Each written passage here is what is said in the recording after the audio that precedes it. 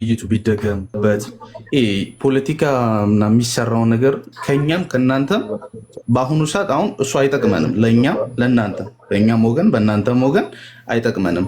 ብዙ መማር ያለበት ሰው አለ ታውቃለህ። ከኛም ከእናንተም ብዙ መማር ያለበት አለ። እኔም ለምሳሌ የራሴን እምነት አውቄ አልጨረስኩም። ከእናንተም ወገን ያለው የራሱን እምነት በጣም ሰፊ ነው። ማንም ተምረን የምንጨርሰው ነገር ቢኖር መምህር ባያስፈልገን ነበር። ገባ አንዴ ተምረን እንጨርስ ነበር እና ማያልቅ ነገር ስለሆነ መማማሩ ላይ ትኩረት አድርገንበት ከእናንተም ከኛ ጋር ቢሰራ እኔ ይሄ የግል አስተያየቴ ነው። የዛን ጊዜ ለምሳሌ ወጥተህ የተወሰነ ሰለሙ የሚባል ነገር ተሰርቶ ነበር እና ቪዲዮችንም ሰዎችንም ለማየት ሞክሬያለሁ ምናምን ፖለቲካዎች አሉበት። በእኛም በኩል የፖለቲካ ጨዋታ አለ፣ በእናንተም ጋር የፖለቲካ ጨዋታ አለ። እኛ ግን የምንጠብቀው ያንን አይደለም። ገባ ከእናንተም ከእኛም ጋር በዲቤቱ መማር ነው የምንፈልገው። በደንብ ነው መማር የምንፈልገው። ስለዚህ ኢምራንም ጋር ያለው ነገር ምናምን ትንሽ እርጋታ ኢምራን ትንሽ እርጋታ ቢጨምርበት እርጋታ ጨምሮ መማር እንፈልጋለን። ገባ ኢምራን የራሱ እውቀት አለው። ኢምራን ጋር ያለው እውቀት እኔም ጋር ከኔም አልፎ ደግሞ መድረስ አለበት። ኢምራን ጋር ብቻ ቁጭ ካለ ኢምራን ለምሳሌ ፖለቲካ መስራት ይፈልጋል ደግሞ እፎይም ደግሞ ከኢምራን ጋር መግባት አይፈልግም። በእነዚህ መሀል እኔን ይፈራኛል፣ ከዚህም እኔን ይፈራኛል፣ ከዛም እኔን ይፈራኛል። እኛን ምንም አይጠቅመንም። ገባ የሚከታተልህን ሰው ምንም አይጠቅሙም። ያ ነገር የሆነ ሰው እምነቱን ለማስተማር ሲል መሸነፍ አለበት። አስተናግራችሁ ስለ ሀሳብ እናመሰግናለን።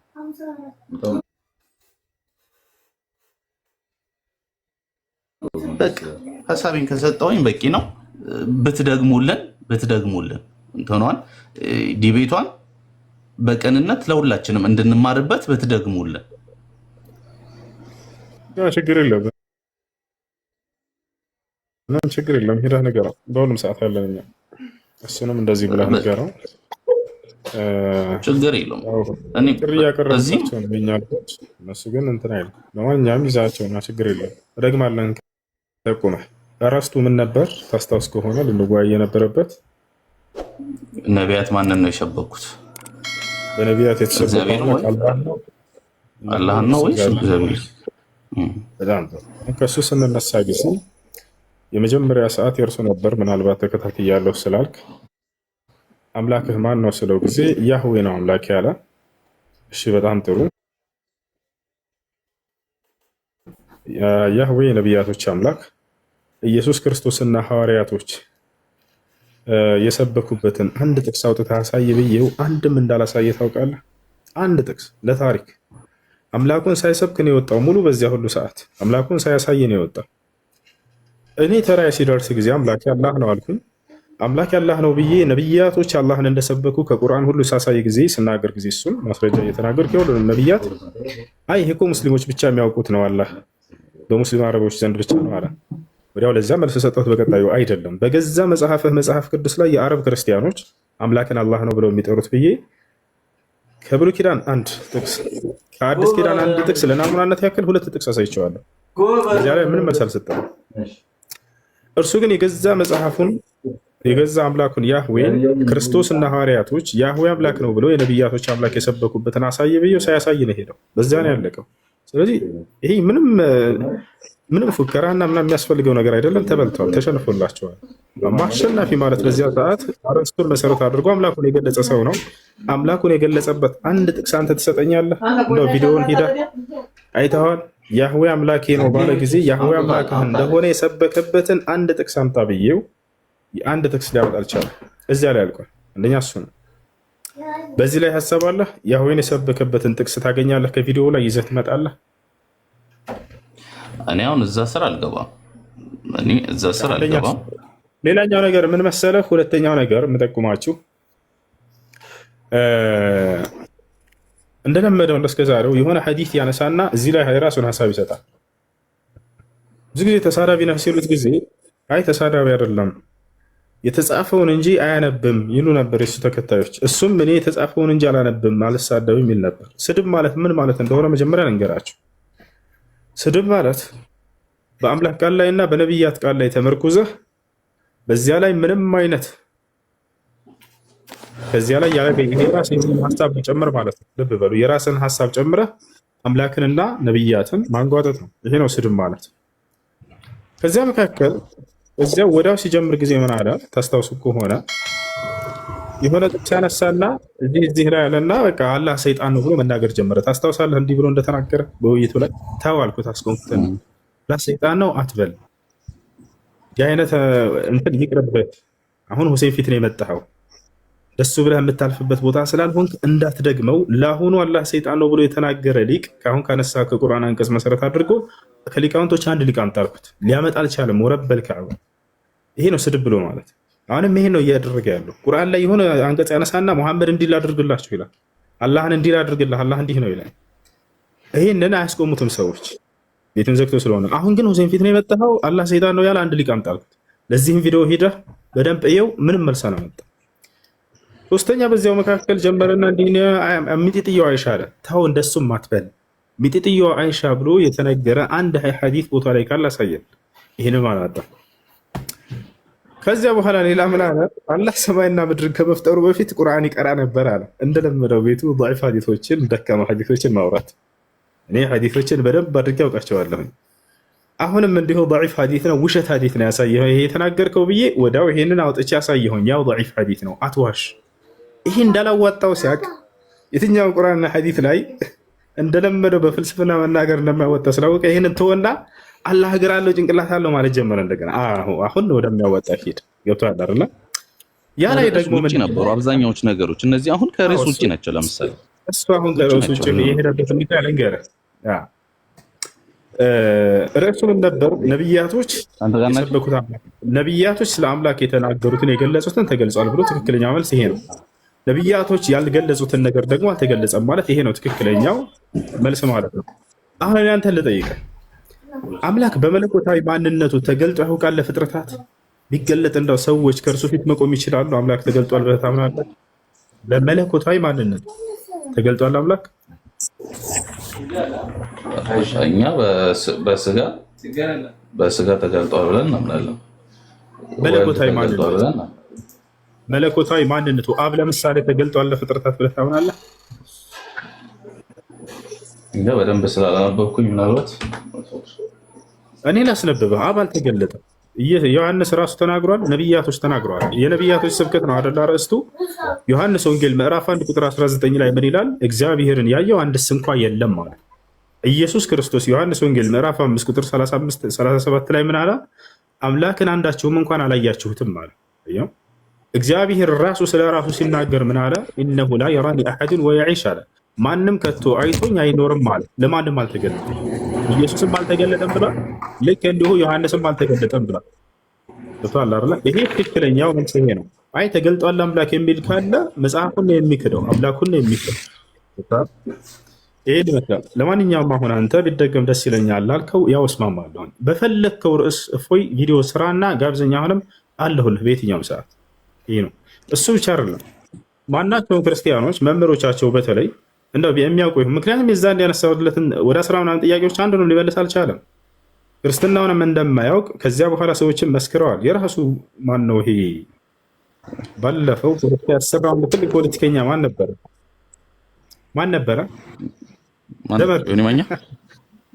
ዘመርኩን እሱን አቅርቦ ምናምን እያጽናናው ነበረ። ክርስትናን ማወቅ አይጠበቅበትም እያለ ቪዲዮ ተለቆ በጣም ነው የሳኩት። እንደማያውቅ ያውቃሉ፣ ብቻ እስልምናው ላይ ይናገር ይላል። ተመልከት። ለምንድን ነው ይህን ሰውዬ እኔ እዛኔ መጠየቁን ሁሉ ልተወው ነበርኩ። ምን ልጠይቅ በቃ ብዬ እኮ ትችላለህ መጨረሻ ላይ። ምክንያቱም ጠይቀውን ጥያቄዎች አላውቃቸውም። ያ ነው። ለማንኛውም አዳንኛ እንትን ማለት ትችላላችሁ። ደህና ነኝ አልሐምዱሊላህ። ቀጥል። ጥያቄ ካላችሁ ጠይቀዋል። ጥያቄ ያለው አለ?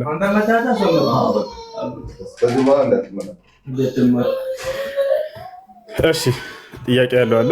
ይሰማል? ይሰማል? ይሰማል? ይሰማል። ሁሌ የምታነሳው ጥያቄ አለና ኢየሱስ ሲነሳ ያየው ሰው አለ ስትል ጥያቄው ግን እንዴት ነው ማለት እንደዛ ተብሎ ሲጠየቃል? እስኪ ግልጽ አድርግልኝ። በደንብ ይጠየቃል። እንዴት እንደሆነ ላስረዳ። አሁን እናንተ ስለ ኢየሱስ ክርስቶስ ማንነት ስትናገሩ ጊዜ በአይን ምስክሮች የተዘገበ ስለሆነ ነው ስለምትሉ ገብተዋል። በአይን ምስክሮች የተዘገበ ነው አይደለ? የክርስቶስ ከሙታን መነሳት ሁሉ ነገር። እኛ ግን ለክርስቶስ የአይን ምስክሮች ነን ብለው ሐዋርያቶች ተናግረዋል አይደለ? አንድ ሜት ተናንሳው ከኔ ጋር ነው። ያየነውን መስክረናል ብለዋል አይደል? ያየነውንም መስክረናል ብለዋል ሐዋርያቶች። በጣም ጥሩ። እንደዚያ ከሆነ ከሙታን ሲነሳ ይህንን መስክረዋል። እነርሱ እንደተነሳ ምስክሮች ነን ብለው ቃል በቃል ተናግረዋል። የአይን ምስክሮች መሆናቸው ከተረጋገጠ እነዚህ ሰዎች የአይን ምስክር ለመሆናቸው ማስረጃ ሄደን መጽሐፍ ቅዱስ ላይ እንጠይቃቸዋለን። ክርስቶስ ከሙታን ሲነሳ የአይን ምስክር ናቸው ወይ? መልሳ እና ሲነሳ ማለት አንተ እያልከው ያለው እኮ ከመቃብር ቀና ሲል እንደማለት እኮ ነው። ያንተ ጥያቄ ተነስተው ያዩት አሉ፣ ምስክሮችም አሉ። ልክ እንደናንተ ደግሞ ቶማስም ተጠራጥሮ ነበር። በዮሐንስ 20:25 ላይ ምን ይለዋል? ተነስተዋል ሲሉት እሱን አንብበዋል። ጥቅሱን የቶማስ ጥርጣሬ ማለት ነው።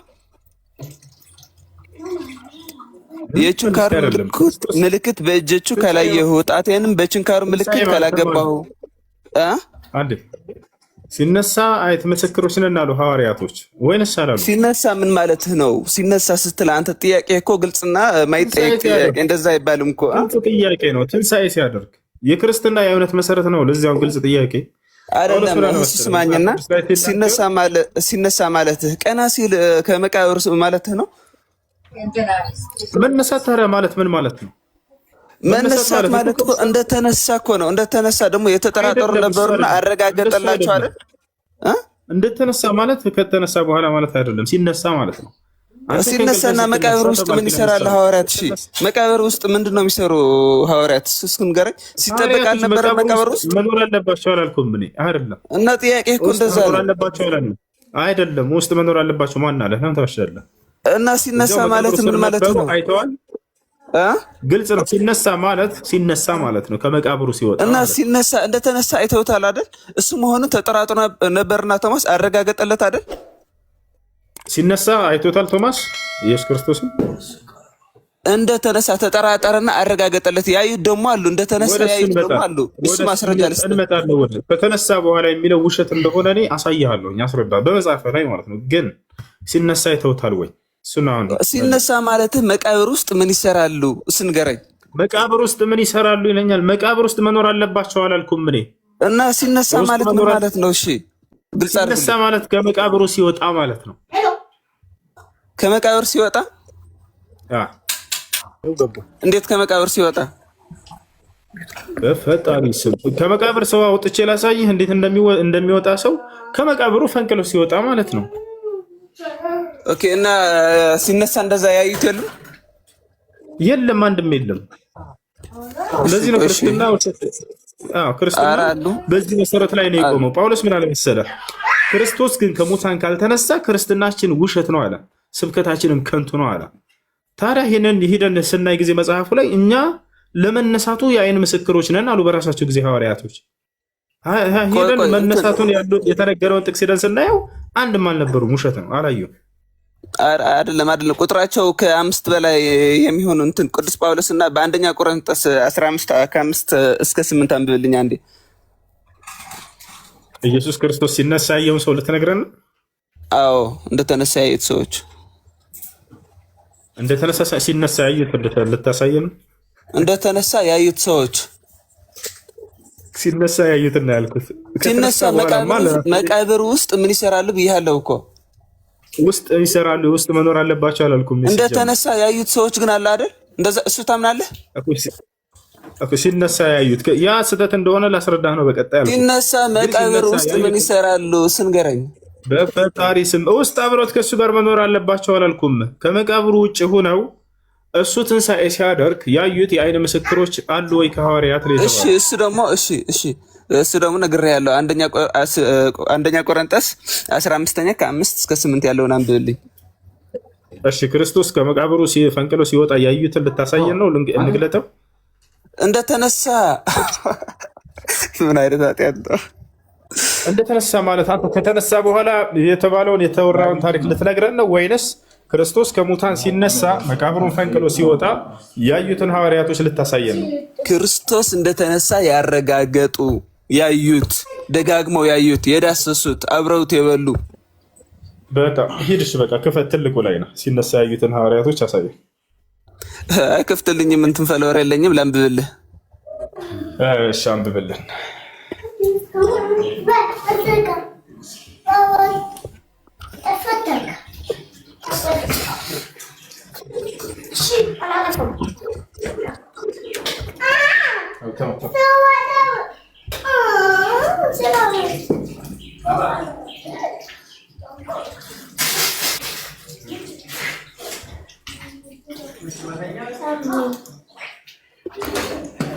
እሺ አንብባ። ኦኬ ምን ይላል? ለኬፋም ታየ ይላል 5ኛው ላይ ለኬፋም ታየ፣ በኋላም ለ12ቱ፣ ከዚያም በኋላ ከ500 ለሚበዙ ወንድሞቹ በአንድ ጊዜ ታየ። ጨረስክ? አይደለም ሰው እየተናገረ ስለሆነ እሺ ልቀጥልህ። ከዚያም በኋላ ከ500 ለሚበዙ ወንድሞች በአንድ ጊዜ ታየ። ከእነርሱም የሚበዙ እስከ አሁን አሉ፣ አንዳንዶች ግን አንቀላፍተዋል። ከዚያም እንደዛ ያለ ይቀጥላል። ከዚያም ለያዕቆብ በኋላም ለሐዋርያም ሁሉ ታየ። እሺ ከመቃብሩ ሲነሳ ነው ያዩት ወይንስ ከተነሳ በኋላ የተባለው ነው እየነገረን ያለው? ሲነሳ አዩት ብያለሁ፣ ነግሬሃለሁ። እንደተነሳ ያዩት። እንደተነሳ መጀመሪያ ያየችው ማነች? ከነዚህ ሁሉ አሁን ከጠቀስካቸው መግደላዊት ማርያም ብላ እንደ ድምፅህን ከፍ አድርገህ መግደላዊት ማርያም ያለው እኮ እንደተነሳ ያዩታል የሉም? አሁን እንደተነሳ ሳይሆን ሲነሳ ነው የተባልከው። ለምን ሰው ታደክማለህ? ግልጽ እኮ ነው። እዚህ ሁሉም እየሰማ ሲነሳ ተብሎ አይጠየቅም ብያለሁ እኮ። እንደተነሳ ያረጋግጠውለታል። በደንብ አድርጎ ይጠይቃል። ተነስቷል ስላለ ሲነሳ ያየ የሐዋርያ ምስክር እንፈልጋለን። ካልሆነ ክርስትና ስህተት መሆኑን ጳውሎስ ራሱ በዚህ አረጋግጧል። ጳውሎስ ምን አለ? ክርስቶስ ግን ከሙታን ካልተነሳ ክርስትናችን ውሸት ነው ብሏል። ስለዚህ ክርስትናን ውሸት ለማድረግ ይሄ ክስተት ብቻ በቂ ነው። የክርስትና የእምነት መሰረት የቆመው በክርስቶስ ትንሣኤ ላይ ነው። በፍጹም ክርስትና ስህተት ነው። ክርስቶስ አልተነሳም እያልክ ነው? እሺ ማስረጃ አምጣልኝ። ሲነሳየው አንድ ማስረጃ አምጣልኝ። እሺ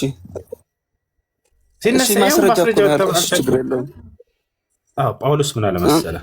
ክርስቶስ ግን ከሙታን ካልተነሳ ክርስትናችን ውሸት ነው አለ። ለዚህ ደግሞ ለመነሳቱ ተነስቷል ብሎ የጻፈውን ጳውሎስን ሄደን ስናየው አንደኛ በዛ ሲነሳ አላየም ነበረ። ተነስቷል ተብሎ የተነገረበትን ቦታ ሄደን ስናያቸው ጊዜ የአይነ ምስክሮች እንደሆኑ ሐዋርያቶች ሲናገሩ ለመነሳቱ የአይነ ምስክሮች ነች። ሂደን ሲነሳ ነበሩ ወይ ብለን ስናያቸው የሉም ነበር። ሲጀመር መግደላዊት ማርያም ነች መጀመሪያ የመጣችው። እሷ ነች ሂዳ ለሐዋርያቶች የነገረቻቸው። ገብተዋል? ይህን ታውቃለህ አይደለ? ተነስቷል ብላ የነገረቻቸው መግደላዊት ማርያም ነች። አልተነሳን የሚለውን አሳይኝ። አልተነሳም የሚለውን እሱ አይደለም፣ እሱ ሳይሆን ሲነሳ ያየው ሐዋርያ። እሺ ማስረጃችን ቁጥር ንገረኝ ወንድሜ። የምን አልተነሳም? ኢየሱስ አልተነሳም ብሎ የመሰከረ ሐዋርያ ነው። ተነስቷል ብሎ የተናገሩት የአይነ ምስክሮች አይደሉም እያለህ እኮ ነው አንተ። ደከም ከሆነ ማስረጃ ነው። ችግር የለም። አልተነሳም ያለውን እስኪያሳይ እንደተነሳ እንዳይቱማ ነግሬሃለሁ እኮ። እነ ቶማስ ተጠራጥሮ እንደነበረና እንዳረጋገጠለት ነግሬሃለሁ። እና ቶማስ ሲነሳ አይቶታል። ለምን ታሻለህ? ሲነሳ መቃብር ውስጥ ምን ይሰራል ብዬ ደጋግሜ ነገርኩህ እኮ። መቃብር ውስጥ አይደለም የጠየቅነው፣ ከመቃብር ውጭ ነው የጠየቅነህ። መቃብር ውስጥ መኖር የለባቸው። እኛ መቃብር ውስጥ መኖር አለባቸው። ማን አለ? መቃብር ውጭ ላይ ሆነው ሲነሳ ትንሣኤ ሲያደርግ አይተውታል ወይ? ግልጽ ጥያቄ ነው፣ መልስ የለውም። ማንኛውም ክርስቲያን ይሄን ወላሂ ዓለም ላይ ሊመልሰው አይችልም። አረ ወላሂ አትበል። ቁርስ ብላ እንትን ቁርስ ብላ። ቆይ ኦርቶዶክስ አለ። እሺ ያ ጀማ ማሂር አለክ? ማሂር 13። እሺ ጃስሚን አለሽ? ቀጥሉ። እኔ ጫጫታ ውስጥ ስለሆነ ቁርስ ይብላ። ቀጥሉሽ ቁርስ ይብላ።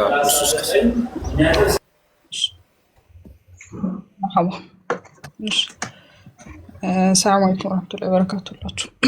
እሺ ቀጥል ማን ነበረ? ማን ነው እየተከራከረ የነበረው? ኢትዮ ነው ኢታ አይ እሺ እንትን ክርስቶስ አልተነሳም የሚለውን እሺ ጃስሚን አሳይ ነው የገባሁት። አባ ክርስቶስ አልተነሳም አይደለም። ኧረ ቆይ ተረጋጋ። የሚታርክ ኢትዮ ይኸውልህ እሱ እያለክ ያለው ኢየሱስ ክርስቶስ አልተነሳም አይደለም ያለክ። ኢየሱስ ክርስቶስ ሞቶ ሲነሳ መቃብሩን ፈንቅሎ ሲወጣ በአይን ያዩት የአይን እማኞች አሉ ወይ ነው የጠየቀክ? የለም ያለው ክርስቶስ እንደተነሳ ግን አረጋግጠዋል አይደል እኮ። አሁን አንተ እየሰጠህን ያለኸው ማስረጃ ኢየሱስ ክርስቶስ ሞቶ ከተነሳ በኋላ ያለውን የአይን እማኞች ነው እየነገርከን ያለኸው። ገብቶካል? ኢየሱስ ክርስቶስ ሞቶ ከተነሳ በኋላ እንደውም ሄዱ እና እንትን ይንካው ምናምን ነገር ይኸው። ከዛ በኋላ አሳማ አምጥተው እኮ አብልተውታል። ከዛ በኋላ ኢቭን መጀመሪያ መቅደላዊት ማርያም እንኳን ሄዳ አይታው ከዛ በኋላ ሄዳ ለሐዋርያቶች ነገረቻቸው። አሁን የእሱ ፖይንት ኢየሱስ ክርስቶስን ከተነሳ በኋላ መቃብሩን ፈንቅሎ ከተነሳ በኋላ ያለውን ፓርት ሳይሆን ራሱ መቃብሩን ፈንቅሎ ሲነሳ ያዩት የአይን እማኞች አሉ ወይ ነው። እሺ ልዩነቱ ምንድን ነው ብለሽ ነው የምታስቢ? ልዩነቱ ምንድን ነው? ከተነሳ በኋላ ታይትና ሲነሳ ችግር የለውም። ልንገርህ አሁን ለምሳሌ ካዩት በኋላ እና ከተነሱ በኋላ ብላ ስትል አሁን እኔ ለምሳሌ ምን ልበለሽ፣ መኪና መንዳትን ያልችልም አይደለ? ከዛ እኔ መኪና ነዳሁኝና ከነዳሁኝ በኋላ ከዛ ልክ ከመኪናው ስወርድ ምናምን ነገር እኔ አይደለሁም የነዳሁት፣ ወይ እኔ ነኝ ወይ እኔ አይደለሁም። ስለዚህ ልክ ከመኪናው ወረድኩኝና መኪናው ጋር ስቆም መኪናው አጠገብ ቆሜ ከዛ አንተ ትመጣና ጃስሚን መኪና እኮ ነዳች አልክ እንጂ ስነዳ አላየከኝም አይደለ? ወይ እኔ ነድቻለሁ ወይ እኔ አልነዳሁም። ልዩነቱን አሁን አየኸው። ከዛ በኋላ ናቸው ላይክ ነዳች ያልከውን ተይዞ ነው ጃስሚን መኪና ነዳች የሚባለው እንጂ ስነዳ ያየኝ የለም። ለምሳሌ እንደነዳሽ ማረጋገጫ ቪዲዮ ምናምን ሊኖር ይችላል። እሱን ነገር አይቼ እንጂ ይሳላል። የለም የነ ቶማስ አላ የቶማስ ተጠራጥሮ ነበር አይደል? እንደዛ ብለው አተነስተዋል ሲሉ እንደዛ ከሆነ አሁን ለምሳሌ እነሱ እስቲ ያቀረቡለት ማስረጃ ምንድን ነው? አሁን የቪዲዮ ማስረጃ ብለህ እንዳትል፣ ሲጀመር የቪዲዮ ማስረጃ በዛ ሞመንት የለም። እሺ አሁን ልዩነቱ ምንድነው ስላልክ ነው የኔን ማስረጃ የመጣውልህ። ስለዚህ አሁን ለምሳሌ ኢየሱስ ክርስቶስ ሞቶ ሲነሳ ኢየሱስ መሆንን በእጁ ምናምን እጎኔን ከምናምን ያለ ለቶማስ አታይተታል። እሱ ኢየሱስ ነው ኢየሱስ አይደለም እኮ አይደለም። አሁን ቅድም እኔ መኪና ሰነዳ ብያልኩ ሰዓት መኪና መንዳቴን ጃስሚን አይደለችም ብሎ እኮ የሚጠራጠር የለም። ግን ነታለች አልነዳችም ላይ ነው ጥያቄው። አሁን ኢየሱስ ክርስቶስ ጋር ስትመጣ ኢየሱስ ክርስቶስ ከሙታን እኮ ነው ክርስቶስ አይደለም እኮ ነው ዋና ጥያቄው አይደለም ያለክ። እሱ ሲነሳ ያየው አለ ወይ? የአይን ምስክር አለ ወይ ነው የጠየቀክ። እንዴ እዚህ ቁጭ ብለንማ ግን ተነስቶ ያለውን ሰው የክርስቶስ መሆንን አምነዋል ነው እኛ ይሄው የተነስቶ ያለውን ሰው ስለሱ አላወራንም። መጀመሪያ ሲነሳ ያየው አለ። ሲነሳ እሱ መቃብሩን ፈንቅሎ ሲነሳ ያየው የሚባል ጥያቄ እኮ ምን መሰለሽ፣ መቃብር ውስጥ ካጠገቡ ኑሮ ምናምን ቀና ሲል ያዩት እንደማለት እኮ ነው። ሲነሳ ያየው ነው እንደዛ ነው። ይሄ መቃብር ውስጥ አብረው ይግቡ አይደለም እያለን ያለ ነው። ነገር ግን አሁን ለምሳሌ እንትኖች እንትና ማን ነበርክ ከላይ ክርስቲያኖስ ጥያቄ ካለ መጠየቅ ትችላለህ። ወንድ ልጅ ነህ። እስኪ አንድ ቀን ግባ ሙስሊም ቤት። እንዴት ነህ? ደህና ነኝ አልሐምዱሊላህ። ማውራት ትችላለህ ከኔ ጋር? ይቻላል።